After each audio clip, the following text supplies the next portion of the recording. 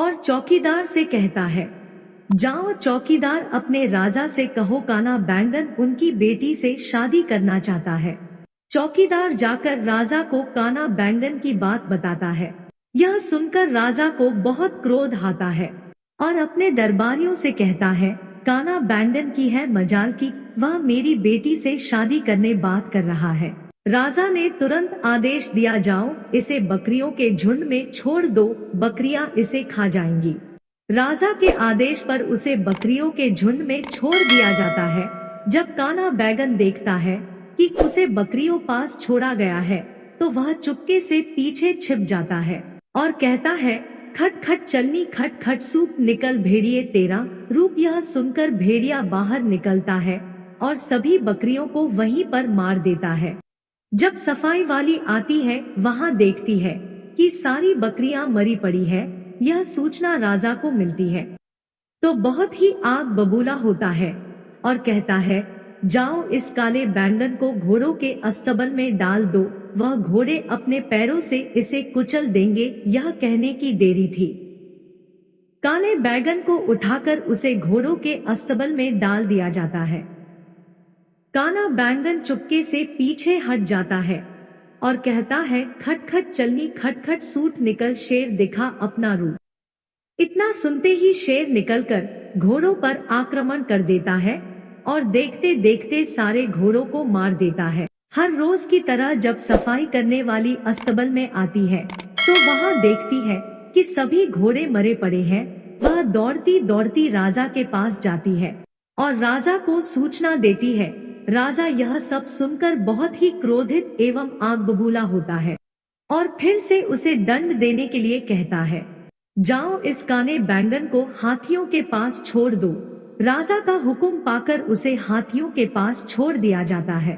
काला बैंगन फिर से कहता है, खटखट चलनी खटखट सुप निकल, चींटी दिखा अपना रूप। यह सुनते ही चींटी बाहर निकलकर हाथी की सूंड में घुस जाती है और सभी हाथियों को मार देती है। जब अगले दिन यह सूचना राजा को मिलती है, उसके सभी हाथी मारे जा चुके हैं। यह सुनकर राजा आश्चर्यचकित होता है, यह सब कैसे हो सकता है।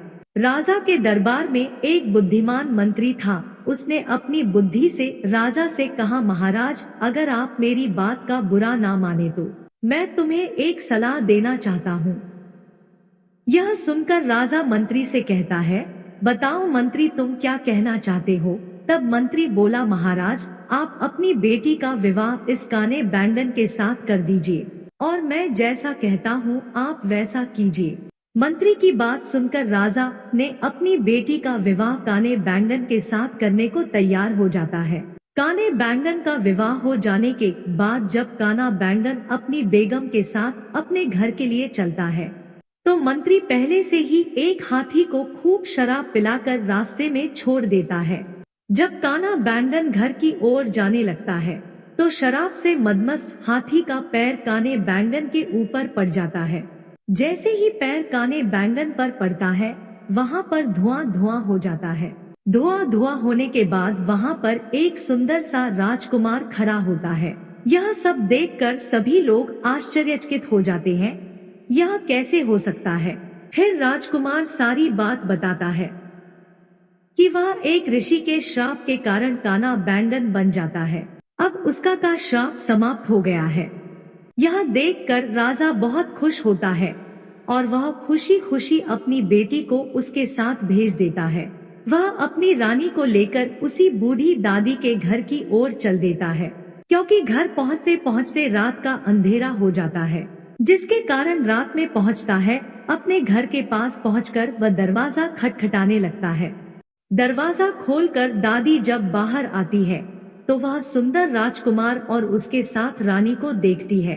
वह बोलती है, तुम कौन हो, पर यहाँ कैसे आए हो। राजकुमार कहता है, मैं वही काना बैंगन हूँ अम्मा, जो राजा की बेटी से शादी करने के लिए गया था। यह सुनकर अम्मा बहुत खुश होती है और वह अम्मा के साथ उन्हीं के पास रहने लगता है। दोस्तों हमारी कहानी कैसी लगी कमेंट करके जरूर बताएं और हमारे चैनल को सब्सक्राइब जरूर करें और लाइक भी करें।